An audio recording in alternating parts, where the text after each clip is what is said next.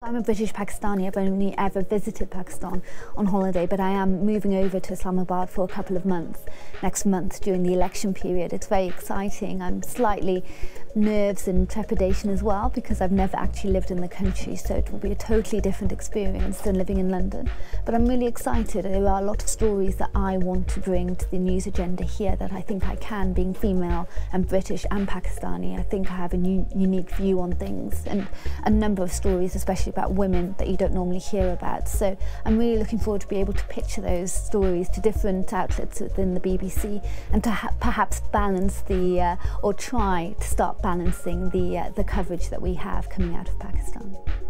It's easier to band a whole group of people together, and it's easier in terms of descriptions and in terms of vocabulary that's used. And sadly, at the moment, mostly all the stories that come out of Pakistan are either to deal with natural disasters, political corruption, or terrorist-related activity. Outside of Pakistan, Britain has the largest number of Pakistanis living outside of the country, second to Saudi Arabia. So what happens in Pakistan has an effect in the UK, not only within the Pakistani community in the UK, but in the community as a whole. So what happens in Pakistan definitely has a direct relation to what happens over here, which is why the government is so keen on maintaining links and ties with the country, because there is a direct effect over here. So yes, it's easier in a way to use generalized, stereotypical phrases and comments when it comes to Pakistan, because sadly at the moment the nature of all the stories we hear are related to certain areas of the news. Stories that make the news about Pakistan often deal with the corruption, the political volatility in the country, a lot of terrorist-related stories, suicide bombings, natural disasters.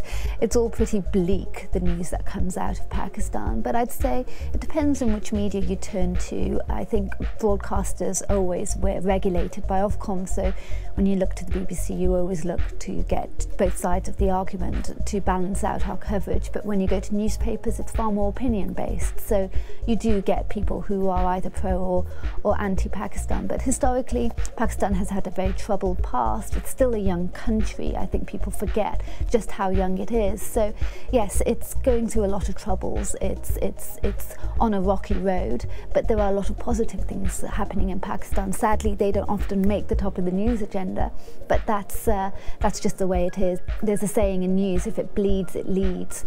And sadly, with Pakistan, often the stories that come out are the negative and relatively stereotypical stories.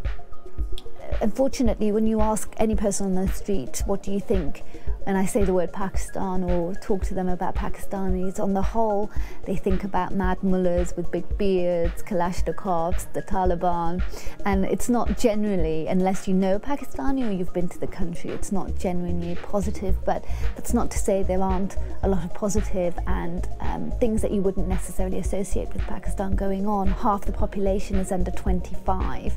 It has a huge entrepreneurial spirit. Young people are incredibly keyed up into IT. I was just researching, I found out there's a huge movement of parkour, which is free running. In Karachi and Islamabad, the young people are setting up their own sort of free running schools, and these things you never think about or never hear about. So it's kind of important to set a balance, I think, in when you're portraying a country, because the media are very influential in how people perceive certain countries.